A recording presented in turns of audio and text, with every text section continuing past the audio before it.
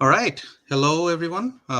We are APL Under the Radar for our Game Week 3 preview video here. I'm here with my buddies, APL Wrangler and ZD, as always. How are you doing, guys? How are you doing, Wrangler? I know you were in the middle of moving. You must be very tired. Doing How all is right. everything going? Yeah, FPL always a priority, right? So yeah, doing all right. It was an okay game week, above average. Can't complain. Slight green arrow, but yeah, 36 more weeks to go. So, yeah, looking forward to the next one. How was yours? I know you It must be was pretty okay. happy. Yeah, it was okay. It was a little bit of bittersweet with the Chelsea uh, Spurs game. Kane scoring kind of at the death end of the game. Got points, but I was hoping for a Chelsea win also. But yeah, I mean, at least I got something out of it. Um, and then the Liverpool game, Liverpool losing clean sheet also kind of works in favor of the premium. So yeah, overall not bad. Could have been worse, definitely. No, not bad, not bad. Happy so far. How are you doing, Zeddy? How's your game week?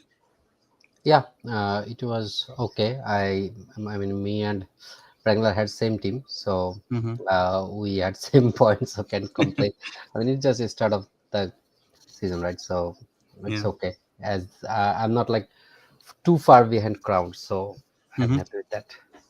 You did bench Trippier, right? Any regrets with that? Yeah, uh, a little bit again, no, because before the game week, I thought Brighton game would be tough. They might Mm-hmm. concede. That's why actually I benched, but they got a CS. I mean, that's a part of the Yeah. planning or game. That's fine. I Yeah, I mean, mean, they honestly, need they the could have yeah, considered, right? They had two goal line clearances. yeah, So, yeah, it was the right. right call, I think. But yeah. All right. Okay. So, again, we're looking forward to game week 3. Um, and so, basically, what we'll be doing today is looking at some of the critical fixtures of game week 2, just mostly the big teams, talking about them and their assets, and then talk about the some of the statistics, underlying statistics from game week 1 and 2. Of course, it's just 2 game weeks, but as we have been saying, we are a data oriented pod, so we'll be talking about some of the data so far, kind of trying to identify whether anyone is outstanding. And then, of course, we'll talk a little bit about the game 3 fixtures and captaincy, and we'll end with our team selection as always. So, with that, let's jump into our data discussion. So, first of all, we have a plot showing the XG and XG considered data for all the teams so far this season. Of course, again, it's only 2 game week of data, so take it with a pinch of salt. But again, the big teams, the good teams, as we said in our previous videos as well, they have good fixtures. They still have good fixtures, and they have been performing well. So you'd expect teams like Man City to be up where they are. Uh, they almost posted at around like 4 xg in 2 games, and only 0.5 xg conceded in the 2 games, so they have been brilliant defensively. So if anyone is doubled up on their defense, you cannot ask for anything more, absolutely. Liverpool has been kind of a little surprising with all their injury issues, and in the defense, in the center back, especially, even some in the midfield, not necessarily looking that great defensive from a defensive standpoint. But again, uh, even with all the issues, they have posted more xg than anyone else, 4.2 plus. But defensively, they're looking a little vulnerable. Arsenal and Chelsea, as we said before the start of the season, good opening fixtures. Chelsea Spurs, of course, met in game week 2. Still, Chelsea's numbers look pretty good from both XG accumulated standpoint and XG considered standpoint. Arsenal absolutely are killing it. They're kind of just continuing with their preseason form. Looks very good. Even though they did concede twice against Leicester, I wouldn't be too worried about them. Their defense in general still looks to be in solid shape. One of those own goals, you cannot necessarily do anything about that, right? The other teams that maybe we should talk about are Brighton and Brentford. And again, they were right at the top of our fixture ticker, right, when we spoke about it in the preseason or in our pre-game week 1 video. And that's showing they are kind of again carrying their end of last season's form. Both Brighton and Brentford doing pretty good, especially from a defensive standpoint. Attackingly, also not that bad. Leeds looking kind of good, right? Under Marsh, again, they were rebuilding at the end of the last season. Uh, that again is a continuous improvement over the first two game weeks. One to look out for definitely. Their fixtures are again pretty good in the upcoming game weeks, so one to look out for. Um, Man United, what we can say, right? Again, very poor game against Brentford. A lot of defensive mistakes. So again, most likely none of us are going there with everything that's happening with Manu right now. But we'll see. I mean, I'm pretty sure at some point the Manu's assets will become options. Nothing else necessarily to talk about. Maybe Nottingham Forest, because a lot of us are considering playing Nick Williams. I mean, of course, we are probably picking him more for his attacking returns, but defensively, Nottingham Forest have been pretty poor, the poorest in the league in the first two game weeks. They considered a lot of big chances against West Ham as well, although they did not concede any. So again, don't expect necessarily a clean sheet if you have a Nottingham Forest defender, aka Nico Williams, right? But that's something to look out for. And Leicester City, maybe again, their defense looks vulnerable as they were throughout last season. Fofana is likely on the move as well, so that will only make them worse. I'm not sure if they will have enough time to buy a defender in before the transfer window closes. Uh, but yeah, Leicester is vulnerable, very vulnerable defensively, and so are Southampton, Everton, some of the other teams that were vulnerable last year. Crystal Palace looks bad because they, of course, one of their games were against Liverpool, and the first one was against Arsenal. So you'd expect that their fixtures have not been the best. But again, we expect Crystal Palace's stats to get better when the fixtures get better. Anything that catches your eyes, ZD, our angler ZD, for you first of all, any team that um your vision has changed looking at the first two game weeks? Mm. No, I mean these are kind of expected, right? I mean, the expected teams are performing well. Like Liverpool, they lost point, but they have some injury issues, right? So, I mean, except that, it's kind of. I think Fulham is doing good, right? I mean, they are putting Mm-hmm. some good numbers as well. So, Fulham and obviously Newcastle, Brentford. We all know that they can fight. Um, yeah, I think yeah, you covered it well, and like Bournemouth, Fulham, it's still early stages of the game, but Mm-hmm. these teams are actually looking good as a defensive unit. Yep, true, true. Yeah, Fulham is definitely one to look out for as well. Promoted team, but they're putting a very good fight in the early stages, at least. Uh, at least as of now, they are not one to target, right? Yeah, So far, based on what we have seen. Yeah. Wrangler, anything to add? No, I think you covered pretty well. Like it very much aligns with our fixture ticker that we had, right? Mm-hmm. And especially like Brighton. I mean, Man City, Arsenal, Chelsea, you kind of expected it, right? But Brighton's fixture was good, and they were really Mm-hmm. carrying that. Brentford, I mean, Manchester United actually kind of had lots of, as you mentioned, right? There are lots of mistakes in the defense, and I think that kind of inflated the Brentford's XG data as well a little bit. So, but definitely their assets really looking good, like Da Silva or even Mbumo or Tony, right? And especially Da Silva, if he gets some minutes, he's very versatile. I was talking to one of the Brentford, fan today. I think his name is FPL Dummy Tom. He's Mm-hmm.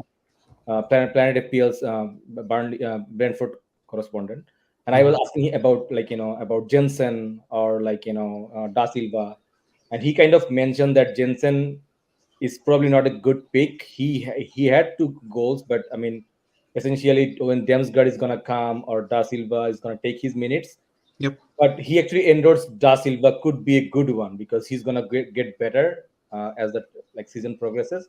So he Mm-hmm. actually rate Da Silva over Jensen. Okay, Mm-hmm. so just wanted to mention that Nottingham Forest, as you mentioned already, right? I think for Nick Williams, definitely just for attacking return, but they had lots of XG considered, right? But Nico Williams actually was really good. He was taking lots of like set pieces, Yep. and he had a lot of attacking leaders as well. So he's actually a good. I mean, they're playing Everton in next game, right? So if you consider like some moves like say Diaz or something like them, bundle with him, could be a Hmm. very good one. So, but you can expect only attacking return from him. So Correct. he already covered it pretty well here. So, yeah. Yep. Yep. All right. Thank you. So let's move on to our next section. So as I said in the beginning, so we are going to cover some of the key fixtures and kind of see if we can assess their assets, the FPL assets, in a little more depth. Kind of see where we are going, where we want to go. Uh, Again, the fixtures for the big teams are still good, right? So at least for the next few weeks, they are.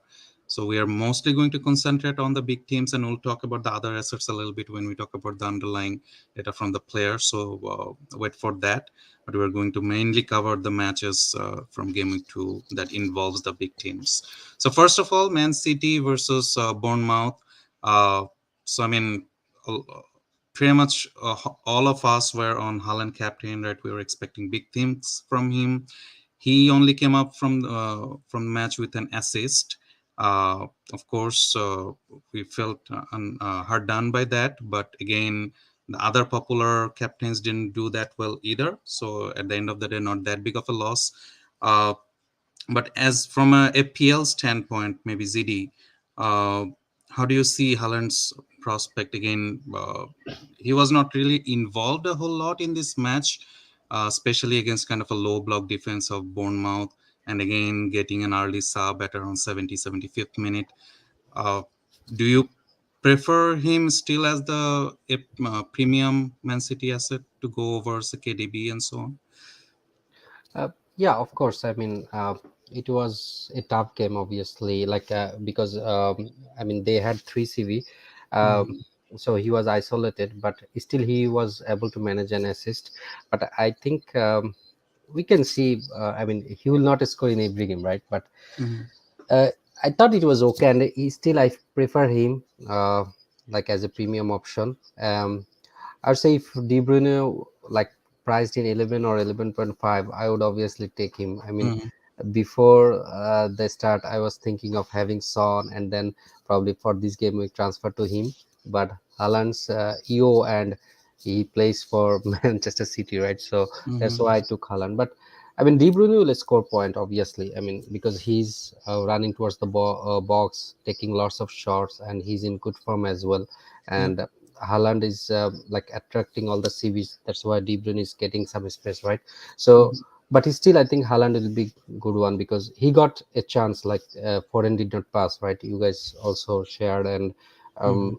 so I would stick with Haaland. I mean, he will score lots of goal. I think because obviously he plays for Man City. I'm still uh, like on Haaland. Um, Yeah. rather than moving around like going Kane or other options. Yeah, absolutely. I mean, if Foden passed that ball to Haaland and he scored, the whole narrative would change, right? So, but yeah, I mean, KDB was great, but again, I mean, as he always does, he scored from a very low XG Yeah. chance, right? um, I mean, he is that player, so we expect him that from him, and he will keep doing good. But as you said, the price point, of course, at 12 million, it's hard to get two premiums from Man City, right? With everything else, maybe at some point we can think of Salah to KDB, but definitely not right now. But yeah, I absolutely agree that Haaland is still the premium to own from Man City. Uh, what do you think about Foden and Gundogan, Wrangler? How did you see their game, especially at that price bracket that we are looking at for the midfielders, 7.5 to 8? First of all, can you guys hear me well? Yeah, I we think can I'm hear on. you. Okay. Okay. Yeah, I think both of them will definitely be good options. I mean, Foden we already saw right before Mhm. as well, even last season. This season also, he looked, like Pep likes him, right? In the first game, he started from the right side, while in the next game, he started on the left side. So, I mean, although I didn't like that he didn't pass, I think I don't know whether Pep liked that or not, Mhm. but he was involved, right? I mean, he he was kind of, in the first game he was kind of wide, while in this game he was actually going into the box, right? So if we see that, he looks nailed, then definitely he could be a very good 8 million price bracket that we were looking for, right? That Hmm. who could be the 8 million one. Another one is Gundogan. So in first game, he was, if you see his previous, or if you remember his previous games heat map, he was kind of very special role in the left hand side, right, just in front of the Cancelo, who played as a, like, inverted narrow, right. But Hmm. in this game, he was not in that role. He was kind of like, all over the pitches, even if you see, right, because this is the game where Haaland only had 8 touches. Okay, Yep. so essentially, if you can think that Holland was not really involved in this game, so the tactic was probably a little bit different. Okay, and that's where like Gundogan and De Bruyne and player like Foden actually were more benefited, right? And Hmm. that's why I think, Foden and Gundogan, especially Gundogan, if Bernardo leaves, I told before as well that I see him, he's gonna be very good, like asset for FPL perspective as well as for Man City's perspective as well, right? Because if they play 4-3-3, definitely he'll be playing there. If they play 4-2-3-1, in that case, Kelvin Phillips might take his place. Although in this game they started 4-2-3-1, right? And that's where actually Gundogan plays. So I see him. Gundogan is very good option, and if he start like continues like to play or start in 1 or 2 game weeks, he should be better than Foden maybe, because he's 7.5, 1.5 million cheaper. So I really like those options, and that's why I'm not taking any third or spot of Man City yet. Just kind of assessing if anyone Yep. emerges, and I can pick them. So Yep. Makes sense. Makes sense. Yeah. I mean, as you said, if Bernardo leaves, I mean, given how Man City plays, I just don't see them fielding both Calvin Phillips and Rodri in the same game unless it's a very tough game, right? So Gundogan will play more often than not, right? So he absolutely becomes a very, very good FPL option, no doubt, at that price bracket. Uh, Before we move on from this game, maybe we can quickly talk about Cancelo. And again, I have been saying this from the very beginning. On my premium, the biggest worry that I always have or had was not having Cancelo, not Robbo, not an 8 million midfielder or anything. Cancelo was always my biggest kind of worry. And he keeps proving that he's kind of a bonus point machine. Like he is kind of deeper in comparison to how he has been in the past season. But still, I mean, he already has 3 bonus points from the first 2 games. He already has an APL assist in the second game. So I think he's still worth that extra 1 million over someone like Diaz, or even the 2 million over Walker and so on, right? I think he will make that 2 million worth, right? So if you have the money, I don't see any reason why you don't go for Cancelo still. So I know there are other cheaper options, but Cancelo for me is pretty much a must have if you have the money. All right, so just wanted to touch on that. Let's move on to the next game, Liverpool versus Crystal Palace. So this was the Monday game. Uh, Again, as I was saying in the beginning as well, so right, but pool defense kind of looks shaky. Their midfield looks shaky because of all the injury issues and so on. Thiago is out now, so he's basically the link between the whole team, right? So that's missing. And then of course VVD's center back partners are missing. Matip is injured, Konate is injured, even Gomez was apparently injured, and then he wasn't necessarily match fit. So Nat Phillips had to play. Of course, that makes Liverpool's defense a lot shakier than you'd expect them to be. Even VVD himself kind of looks shaky, right? He doesn't necessarily look that fast on his feet. Again, I don't know what's happening there. But overall, at least from a defensive standpoint, didn't look the best against Palace. Palace, although they were on the back foot for most of the game, but every time they were in the counter, they used those spaces and kind of the slow-ish nature of the Liverpool midfield and center backs. Uh, so I mean, of course, again, nothing to talk about Salah here, right? He still is putting up all the good numbers that he has been. Maybe not cutting in as much as we would generally expecting him to be, but especially when Nunez is on the pitch, he probably takes more of an assister role. Nunes is supposed to get hog a little all of the big chances a little more than what Salah was doing for Liverpool before. But yeah, that's about it, right? I mean, Salah is still a great asset, nothing to argue about there. So what we can definitely talk about here is basically the Robo versus Diaz, right? A lot of people, even in our APL US group chat, we've been talking about it a lot, right? Whether it's worth to move on from Robo to Diaz, especially given that there are other 5 million-ish good defenders for City or for Chelsea. Is it worth to move on from Robbo and invest the money in midfield on Diaz, especially now that Nunez is out? We'll talk about the stats a little bit later, but of course, Nunez, when he was on the pitch, he was hogging all the big chances.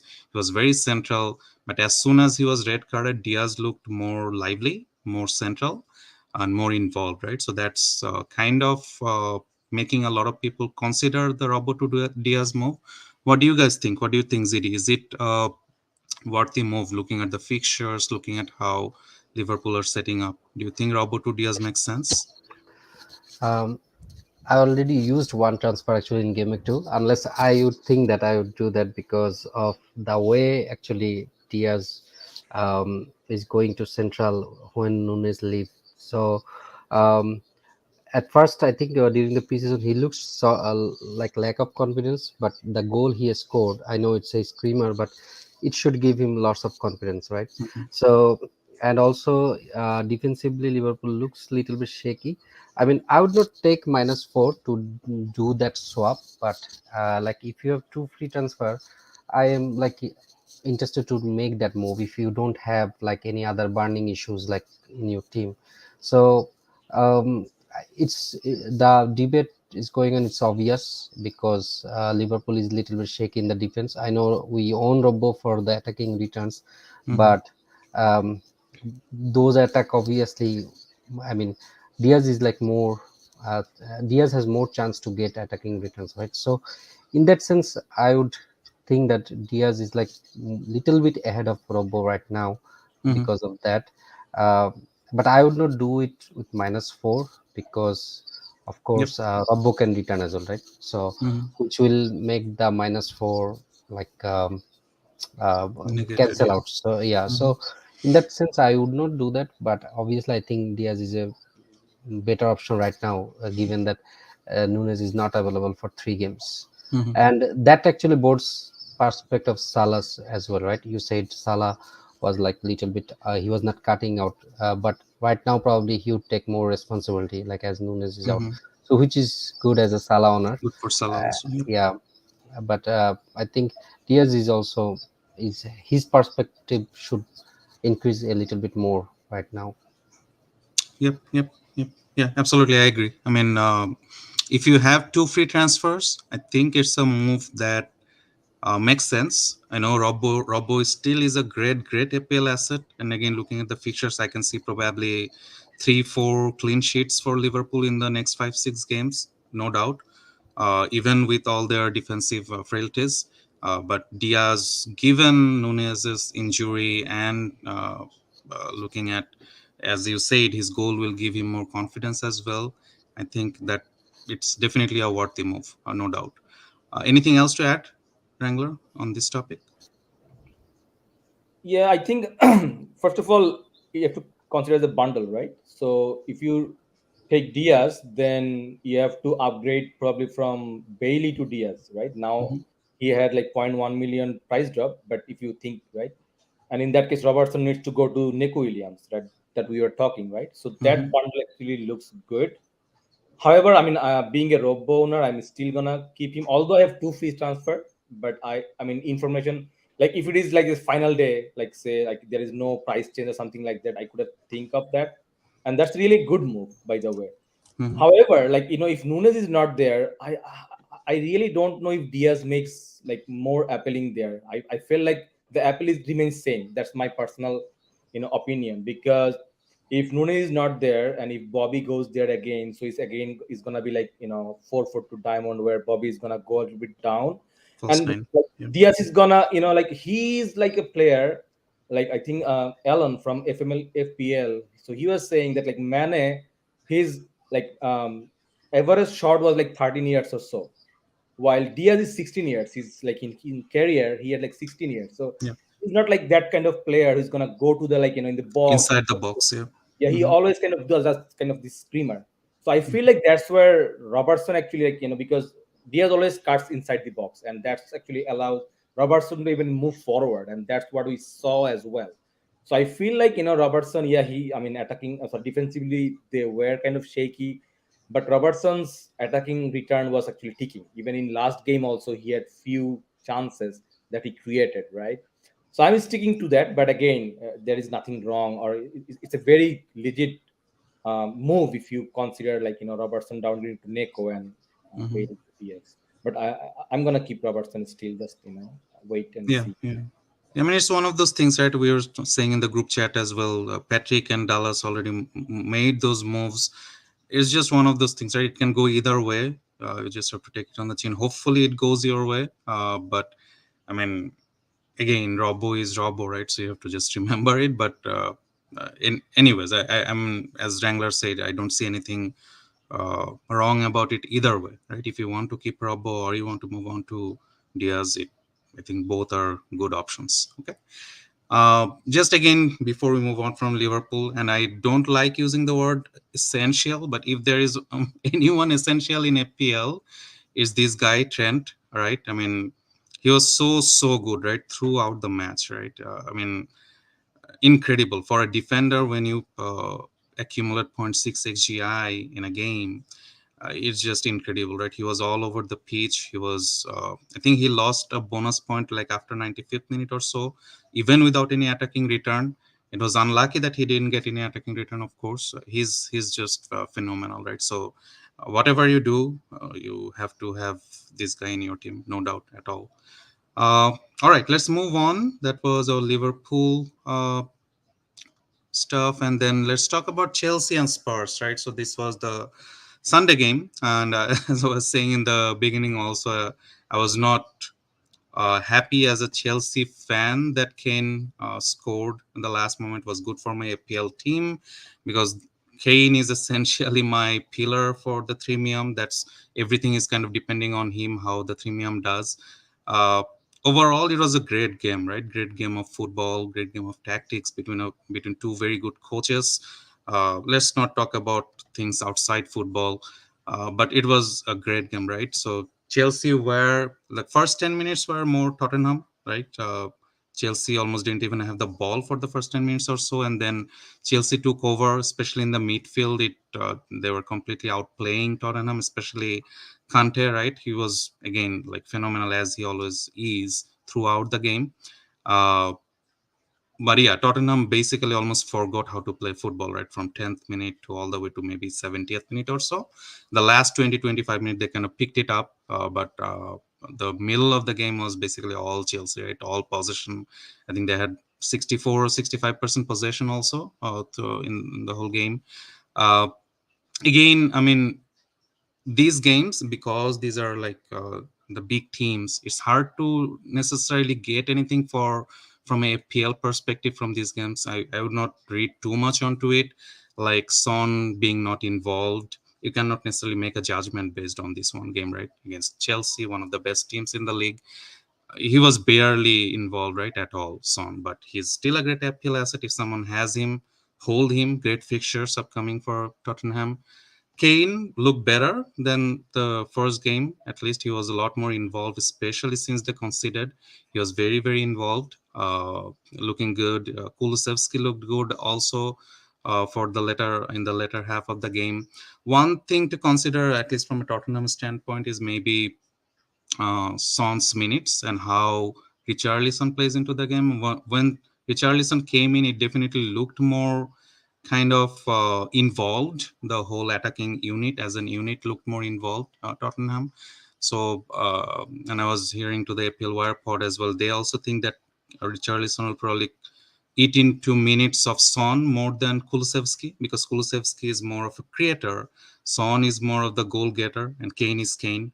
So, if anything, Richarlison will probably eat into some minutes from Son. So, that's something to look out for, especially when the Champions League and Europe starts. Uh, So that's something to look out for. But other than that, Kane and Son are still great assets, right? Anything on the Tottenham boys, ZD? Did you watch the game? I was last 25 minutes. I had a game, so Yeah. like actually, I saw that James was starting as RCB, but when I started watching, he became right wing back actually, and I Hmm. mean, I was like, why these guys playing RCB? I mean, he was like a striker, right? He was going Hmm. forward, and I saw his goal as well. For Spurs asset, I mean, it was obviously a tough game, and obviously I would hold Son because next game is Wolves, and the next one is Nottingham probably. Yep. So, I mean, though Wolves game is like kind of Son game, right? So obviously if you buy bought him obviously for this kind of game, right? So I think Hmm. he's a captain material for this game. Hmm. For this game it was obviously tough, and Kane scored, which was kind of lucky, right? With with the incident happened, but yeah, overall I'm okay. But yeah, Perisic got an assist, which is obviously interesting to note. So Hmm. uh, Conte made some comment, so that's why I think there is a doubt about patience. So I would be happy if that situation is solved, but it's tough, right? Uh, to still but this game Spurs next game is early game week, so early first game. So I Right. think there is a expectation that if we know the lineup, but other than that, yeah, I think uh, Spurs is still good like for upcoming fixtures. Yeah.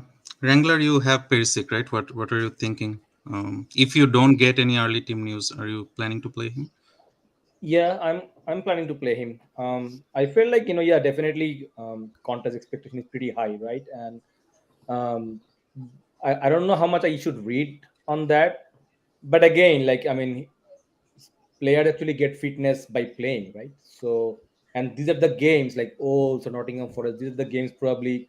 I feel that where like Conte should start him, right? So Hmm. that at least even for 60 or 70 minutes he can play and then get rest.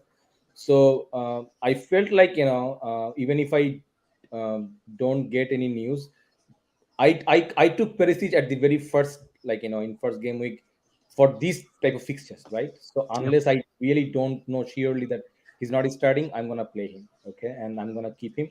If there is anything that I see that he's not starting, then it's different thing I have to think about. But otherwise, I feel that he's gonna start, and again, as I said, uh, next couple of fixtures are really good.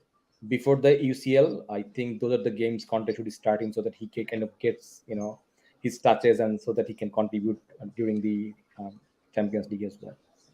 Yep. Yep. Absolutely. By the way, I like Um. this game. This game is so good. Yeah. One of the, Great game. like Chelsea actually played very good, but both teams hats off. I Yeah. mean, Yep. thoroughly enjoyed the game. So good. Yeah, I mean, it kind of shows the tactical mind of the two coaches as well, right? Two great minds that shows on the pitch on the footballers as well. Uh, Again, talking about Chelsea, James Reese. Again, I don't want to use the word essential, and he's probably not as essential as Trent. But he again phenomenal in attack, right? As ZD was saying, he started in the right center back, but he was basically playing the right back, right? He was always helping uh, RLC Loftus Cheek up the field when they were attacking, when they were defending. Of course, he kind of had Son pocketed. He was always following Son right throughout the game. There were a couple of tactical fouls involved as well, right? So, but that was basically his job to kind of keep an eye on Son throughout the game. But whenever Chelsea had the ball, whenever they were on the ball, he was basically the right back, right? Even though his main job was to be the RCB, and then for the last few minutes when SP came in for Jorginho, Loftus Cheek moved on to the midfield, and Reese basically became the right wing back, and he scored a goal also, right? And if you look at his positioning, you can imagine a few years ago you wouldn't think that a wing back would be standing there to score a goal, right? So again, it's just one of those things. At his price, still at 6 million, it's hard to ignore him, very hard to ignore him, especially in that price bracket. If we are thinking about like a Ruben Diaz versus a James Reese. Still, given how good Man City is defensively, I think as an FPL asset, James Reese is just so much better, right? So very hard to ignore him. From an attacking perspective, I think, as I said before, also still wait and see. Chelsea is not one of those teams that scores a lot of goals. This game they were good. They created a lot of chances, big chance, not too many big chances, a few, but smaller chances here and there. But I think it's still kind of wait and watch. Sterling was good, looked good for most part of the game, as he did in the first game as well. Again, his price point is a problem, so look out for him once the fixtures turn better for Chelsea. He's one to look out for. Havertz had two very good chances. He should have converted that Reece cross, right? That was a very good cross. Absolutely should have converted that. Mount for me is still a little bit peripheral, still given that Sterling is there now. So Sterling and Kai are kind of the guys that are getting into the box, hogging the big chances. Mount will be a good FPL option again, but again, there are probably at 8 million, there are better midfielders to look at. The game week 3 fixture is a good one for Chelsea, but I think there are better 8 million or in that price bracket other midfielders that you can look at. Uh, One to look out for again. I would not necessarily, if you don't have a Chelsea attacker at this point, I would just wait it out. There are other good fixtures to target. Anything to add on Chelsea, CD? Uh, Kukurea, maybe. How do you see Kukurea's prospect and Chilwell? Yeah, I mean, Kukurula obviously got an assist, and he's a phenomenal. But the thing is, yeah, Chilwell, he might need some time, but he's still, I think it's very short term, right? So we don't know the scenario, what will happen. So that's why I am not actually convinced with Kukurela, like to get the Kukurela right now, because you might need, if he gets benched very soon, it will be I mean, it will be a sadder story. Rather, I would take chance with Parishes probably, because when he plays, he might give you a higher point. I mean, because our teams are core teams are like good for all of us. So, like most of the people, so we'll take just take chance in one or two spots. So, Mhm. if you feel like Kukurula might do good in next 2 3 games, yeah, you can take that chance. But I think Parishes, his upside is more higher if he plays in that True. sense. True. Yeah, I mean, Kukurea is a good option, especially given Chilwell's fitness concerns. He has been practicing with the youth team. He was playing in a game, I think, with the youth team earlier this week. So there must be something going on with his like long-term match fitness. Something to look out for. See if Chilwell is not fit, Kukurea absolutely becomes an option at 5 million. Unbelievable option at 5 million. Uh, I don't think he will play as much in the left center back, especially since now Fofana is coming in. Even Fofana was not in because Koulibaly is so good in that particular position in the left center back role. It's hard to imagine that he would replace him in Koulibaly from that position. Uh, so yeah, I mean, if it's basically from a long-term standpoint, just look out for Chilwell's fitness. If he is out, or if Chilwell maybe becomes more of an option for the Europe games, uh, then only Kukurea becomes a long-term option. If you have a transfer that you can use for a 5 million midfield defender, it's not the worst thing to do right now. But again, for a long-term, wait and watch. Okay. So with that, Do you let's think? move on to the next game. Do you Yeah, think? Wrangler, go ahead. Yeah. So do you think like Koulibaly can play in the middle and then because Thiago Silva might get rest too, right? So I felt like I mean that's my personal opinion that Cucurella actually looked really good and either he's gonna play left wing back or left center back. That's my personal thought. Yeah, I Do you mean, think? when that's what I said. So basically, when UCL starts, just kind of wait and watch how Tuchel rotates the team with all the other incoming players as well. Um, Again, that left center back role, whenever Chelsea are playing three at the back, I just expect Koulibaly to play there, and then others kind of rotate around to fill up the other positions because he's so good, right? Koulibaly has played that role for other teams as well in the past. I mean, of course, absolutely, he can play the center back role. but something to look out for, right? So possibility, absolute possibility. Kukure is a great player, as you said. He looked great. He looked very sharp whenever he was on the field for in the first game or in the second game when he started. Uh, but yeah, I do foresee him playing more left wing back if Chilwell is out than playing him in the left center back. If that makes sense. All right, so let's move on to our next game, Arsenal versus Leicester. So this was the Saturday game, and again, as I said in the beginning, also Arsenal are just uh, kind of completely dominating, right? So as they were in the preseason, what a great game from Jesus, right? In the first game, he didn't score anything or he didn't get any returns, but he looked sharp. And in this game, like that first finish, especially, right? What a great finish! He was involved throughout the game. Arsenal as an unit just looks good, right? And as I was saying in the beginning, also, although they did concede 2 goals, it's nothing to be concerned about if you have a Arsenal defender or a goalkeeper there, an absolute hold, right? I would not look for anything else. Just hold on to your Arsenal guys, even if you have a defender or a goalkeeper. So Wrangler, maybe getting to you. I'm pretty sure you watched the game. What do you think of Martinelli? Aside, I mean, Jesus again is close to being essential at this point. He's like 77% owned, right? I think overall in the game. But aside from him, what do you think of the other attacking options, especially say talking about Martinelli and Saka?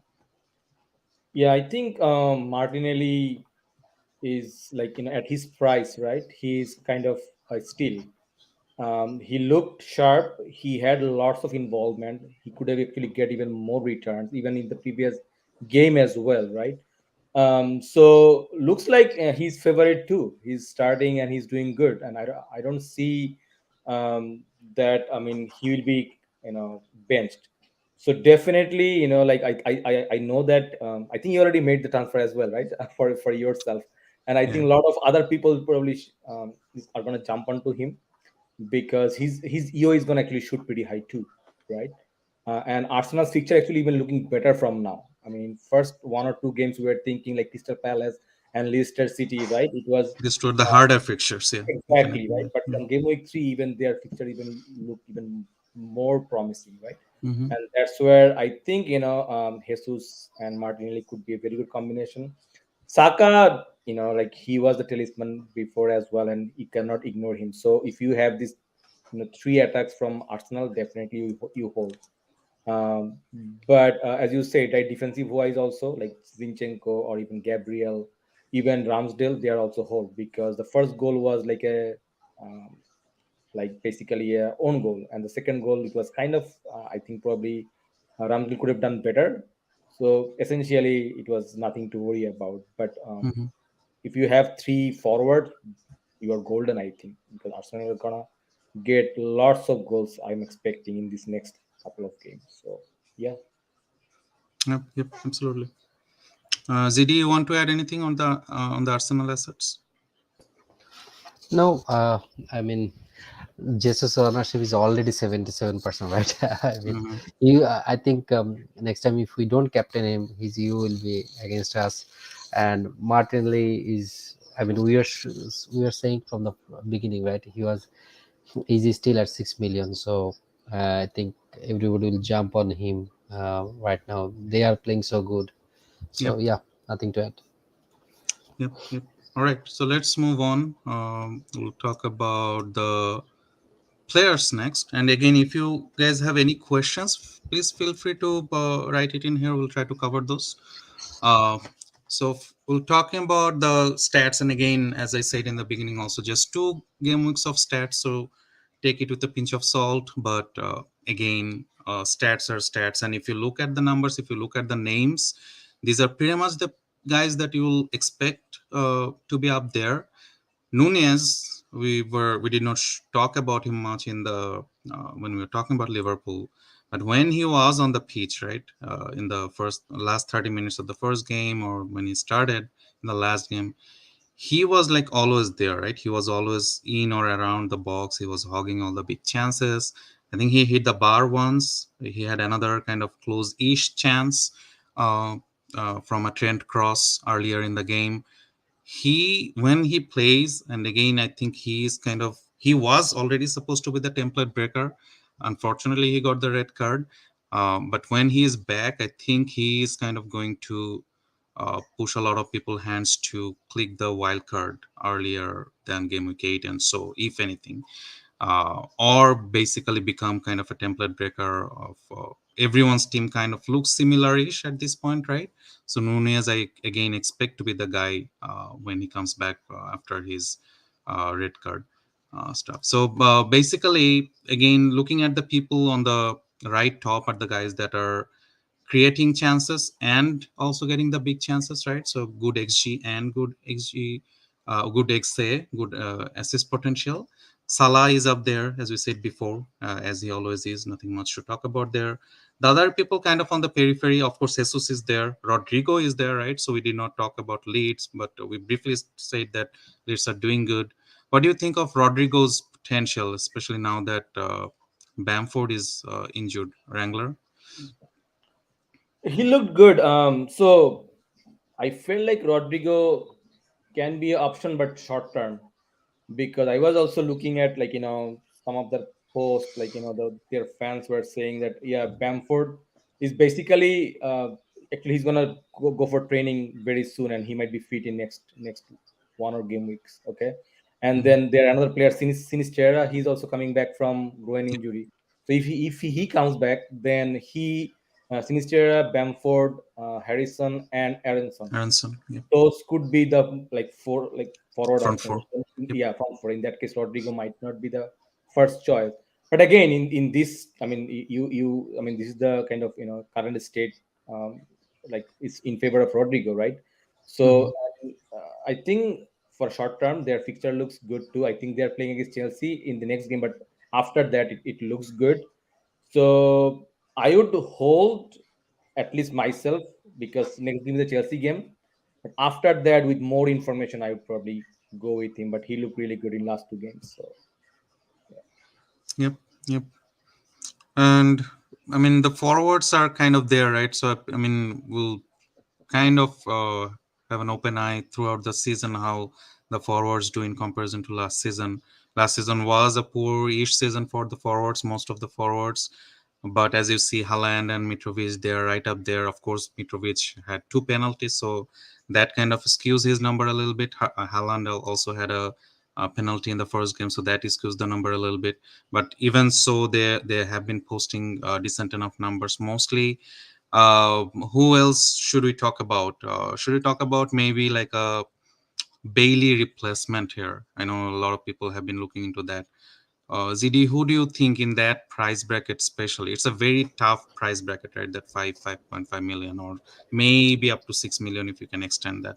Do you think there is anyone worthy in that range at all, or you just want to upgrade it to like a 8 million ish midfielder? Yeah, it's difficult choice actually. I was looking for a Bailey replacement myself. I mean, it's in 5 million. I don't think it's worth much actually. It's kind of, it's better to have 4.5 million instead of like having 5 million. I feel like, because Mhm. you can't expect a return from them actually, right? So at 6 million, actually, I was watching West Ham highlights. I think Benrahma played very good. I think Mhm.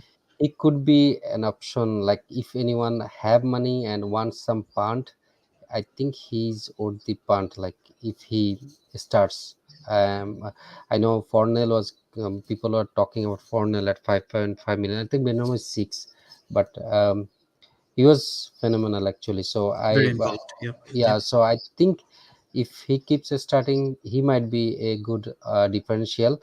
Uh, but I mean, again, I think in 5.5 million, 6 million, there is some X minute issue of Mhm. all always. So um, it's hard, right? I Yep. myself took actually Gordon, because I think Everton could come back anytime because their picture is a little better right now, Mhm. and Gordon is talisman. It was very hard to choose between Gordon and Gray because both of them are actually the main men for Everton, but I choose Gordon. Although they are not in this chart, but I think they might have some return anytime soon. Um, yeah, I mean, in 5.5 million, some options where I was thinking. I think Wrangler was thinking of Solimarch, right? Mm-hmm. And at 5 million, Yeah. So March and Gross maybe also, right? The Brighton boys kind of yeah. yeah, So player. there's Gross is good. go ahead, Rudy. Yeah. No, Gross is good, but I mean, he's at 5.6 million as priced out, and again, I don't trust much. Uh, like I think 2 years back, well, I took him, but then he was playing good. Suddenly, he was benched. So that's why that's the issue. Like I feel like Potter changes his players some of the time, and actually Trossard was playing on the left wing back, right? And this bought a left wing back. I don't think Trossard is going to bench, right? So he might come back like in the attack, right? So in that case, it will Yeah, be difficult. Who is going to play? it's hard to know with Potter. Yeah, definitely. Yeah, Yeah. Wrangler, you were saying something. Yeah, so there are three ways to go here, right? So one way we already discussed that basically you get the bundle of Neko Williams plus Diaz, Mm-hmm. right? And then you just get rid of Robo, right? So that's one way. Another way is like if you have to play that sport like week in week out, then you should get someone who is kind of nailed, right? Or at least has some attacking potential. Now in that case, either you go a little bit up like 5.5 or 6, but if you don't have any money in the bank, then you have to stick with 5, right? Mm-hmm. Now I was kind of looking at some of the players, and some of the names we already mentioned: Solimars, Jensen, Willock and Almiron from Newcastle.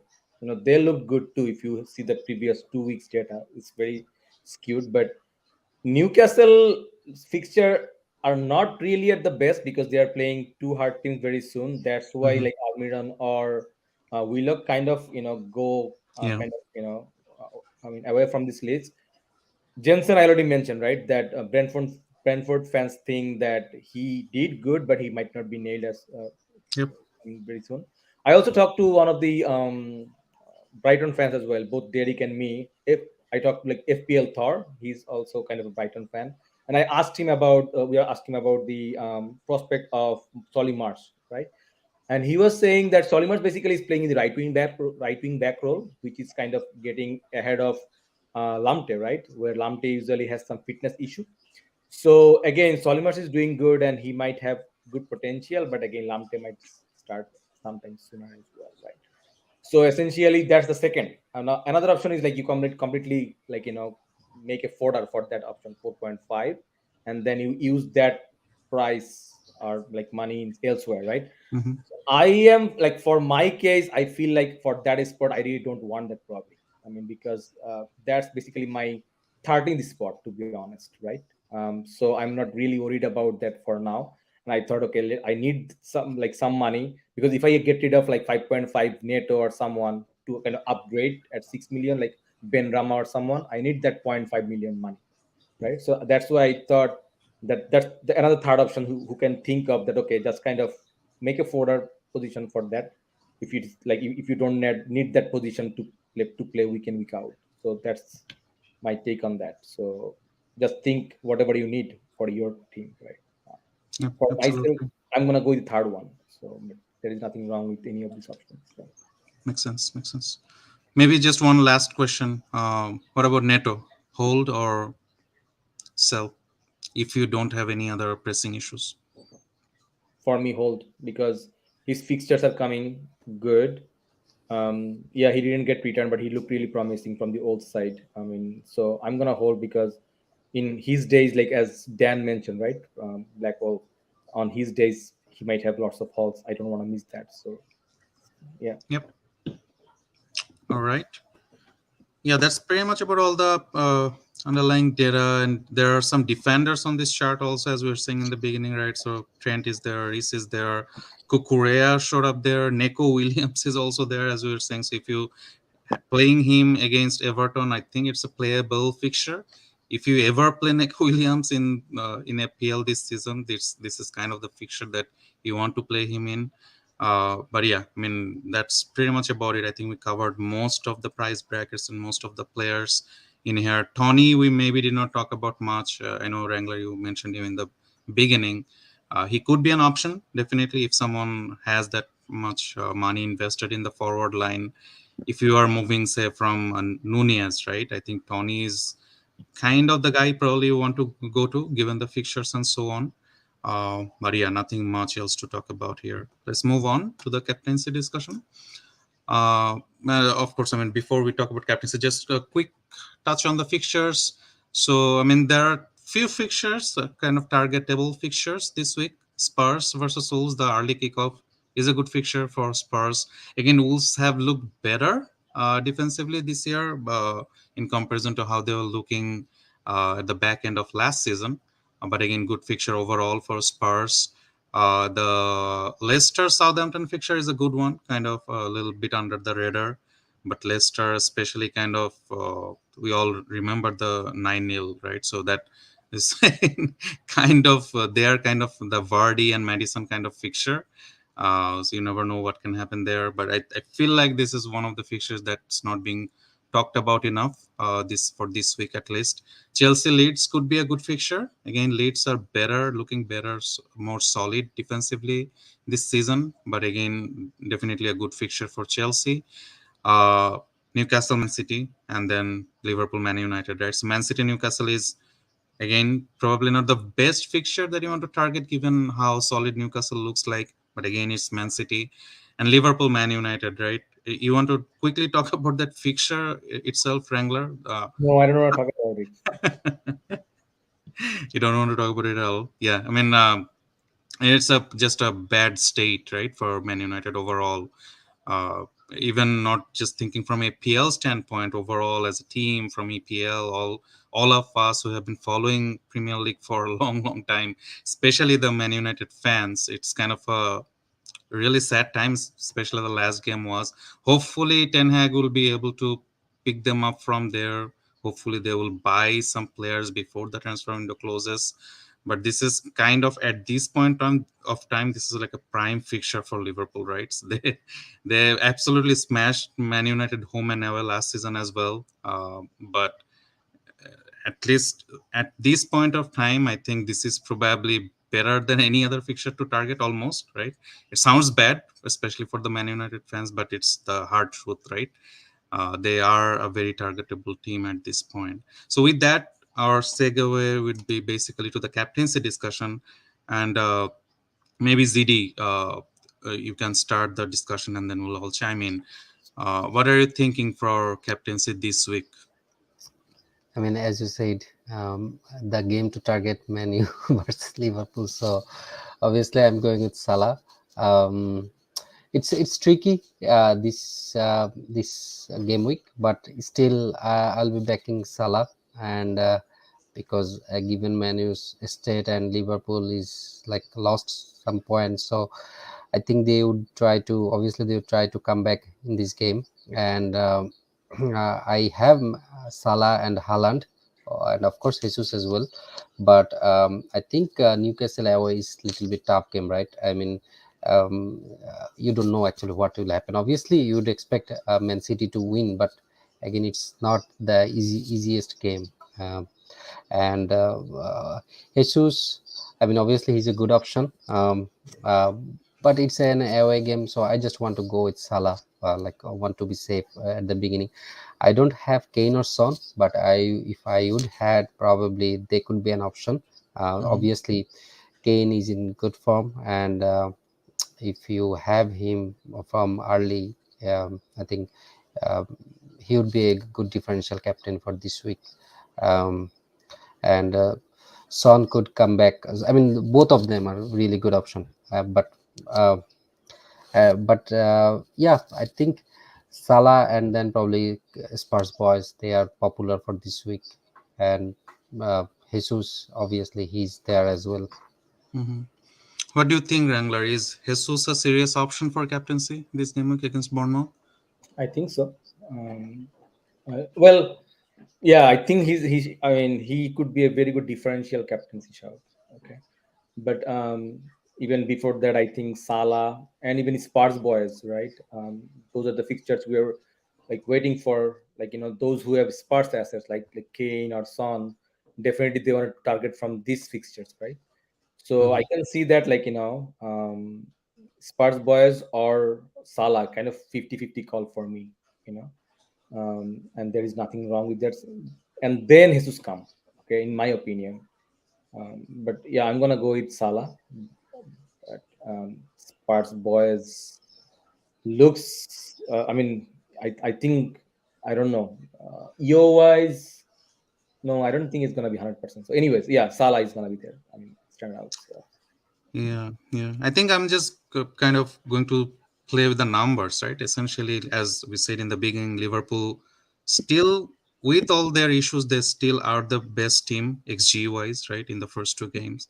And then Man United are one of the worst defenses in the first two games.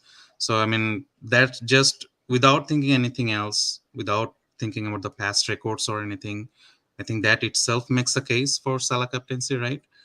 I think for me, after Salah, the second possible captaincy option this game week is Jesus, just because how high they are flying and how good numbers they're putting up. Again, Tottenham are good options. Tottenham boys are good options, but Jesus, I think, is probably the close second to Salah. If you are looking for someone outside Salah, and everyone has him, right? And probably he will close to be something around 100% EO, because a lot of casuals will captain him after his big haul in game week 2, right? So I'm expecting him to be very close to be 100% plus EO. Now, all the people in the, say, I mean, of course, top 100K or top 500K doesn't make a whole lot of sense, but most of the people up top have Jesus already. And then, of course, captaincy will add up to it. But again, no, don't worry about EO or anything. But if you are thinking going against Salah, I think Jesus is probably the best option for this game week. But I mean, this is one of those game weeks, right? It kind of can go either way. If you go for, say, like a City boy, a City guy like a KDB or Haaland, whoever you have as the premium option, or the Spurs boys, either Kane or Son, right? I mean, either of them could haul on their day. It's one of those game weeks where it's not 100% open for, like, clear for captaincy, right? So it could go either way. But I think Salah for all of us at this point, right? Salah, Salah, Salah. But yeah, so that's about it. Again, we'll see how it plays out. Hopefully, I mean, again, I don't want Man United to be like badly defeated in this game. I hope that at least they have some fight in them to put up against Liverpool. But from an FPL standpoint, of course, I would expect Salah to do well. So with that, let's move on to the team selection. And unless you guys have anything else to talk about, did we cover everything? Yeah, let's move on. Okay. All right. So quickly talking about my team first, I'll just read it out first. So right now I'm just on this picture. I have Ward playing as the goalkeeper, but most likely I will end up playing Sanchez. Very likely. Walker, James, Trent, Nick Williams, and Doherty in the back line. Martinelli and Salah captain. Jesus, Salah, and Kane. So the two transfers I kind of made early this game week on Saturday night after the Arsenal game, because Martinelli was going to go up. I probably should have held on, especially most probably I should have gone for a more safer pick than Doherty, like a 4.5 defender or something like that, because I was getting priced out. Martinelli was already 6.1 million. So I was kind of panicked, but probably I should not have had. But again, I mean, if because the Tottenham game is the first game, if I hear early team news and Doherty not playing, I'll just play Da Silva. I think that's a good enough, at least a playable game against Fulham, anyways. So not worrying about it too much right now, but just kind of a little annoyed with me that myself that I made the Doherty transfer. I wish that I had just picked a safer 4.5 million defender. If Doherty plays, I think he's a great great option, right? We all know what he can do. But yeah, just slightly annoyed with myself that I kind of made that rash decision. But yeah, other than that, I think I'm well set up for this game week. Anything else that you guys have to comment on my team? Any suggestions? Goalkeeper, Sanchez or Ward? What are your thoughts? I think Ward. Mm, Wow. Yeah. I think Sanchez. I mean, it's difficult. I mean, Ward, Yeah. Southampton at home, but again, Southampton can easily score, and Leicester defense is bad. But Sanchez, I mean, he, I mean, it's 50-50. Yeah, Probably, again, yeah, I think I'm just going to back the numbers again. Brighton is yeah. a better defense. I'm just going Hmm. to back that eventually. Duarte But yeah, didn't come in this last game, right? Ward did play in the last game, yes. Doherty. Oh, Doherty. No, Yeah. Doherty did not come in at all. Yeah, yeah. So That's that kind of that kind of because I worrying. made the transfer before that game. If it was after the game, I probably wouldn't have brought him at all. I wouldn't even thought of him because even the last, I think Lucas Moura I think subbed in for Emerson in the dying moments, right? So Doherty didn't even play a minute. So yeah, I mean, I don't know, but Wolves kind of sounds like the fixture where Conte may give Doherty a run in. Yeah, we'll see. Yeah, we'll see. I mean, again, I'm still a little bit annoyed, but what can you do? We'll see. All right, let's move on to Wrangler. Your team.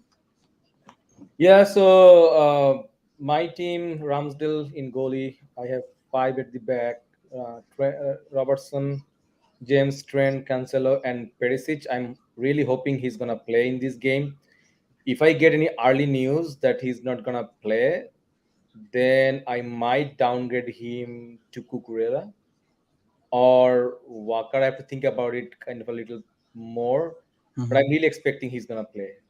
That's really my feeling here. Salah captain. I am putting Andres Pereira right now in the team. I don't know his injury news yet, so that I need to look for. And Martinelli, and then Haaland and Jesus. I have two free transfer. I could have used one of them before the price drop today of Bailey, but I kind of, as I said, kind of held myself. I thought, that if I get any Perisic news, then I have to do a transfer there, right? Hmm. So in that case, I thought to, okay, just it would be good to roll another transfer for the next game week, because Bailey is not really a kind of essential out for me right now, right? Yeah, definitely it would be good if I could catch the value, but yeah, I mean, if I see that Perisic is starting, then I might get rid of Bailey, and I'm expecting Andre Gomez is gonna also price drop to Hmm. 4.4 in next 1 or 2 days because he was very close. So if Perisic start, then probably my transfer would be kind of just, instead of burning the transfer, I'm gonna just downgrade Bailey to 4.4 Andre Gomez. If it is not, then I have to go to 4.5 someone like, I don't know, Reed or Hmm. someone, right? Yep. And I mean, I wanted to get that money from game week 6 or 7, where probably Neto is not. I mean, need to be out. We'll see, and then I need to upgrade that option. So I'm gonna kind of remove that, kind of make it a like folder for that place. So that's my plan. You don't Uh, want to play Neto over Andreas by any yeah, that's chance? what I was gonna ask you. What do you guys think? Like, do you think I should play Neto Brandes here or? I mean, I think I would. I mean, of course, it's a little conflicting if you're playing Perisic as well.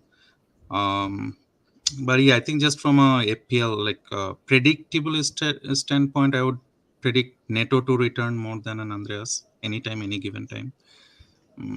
Brentford are not the easiest defense, anyways, right?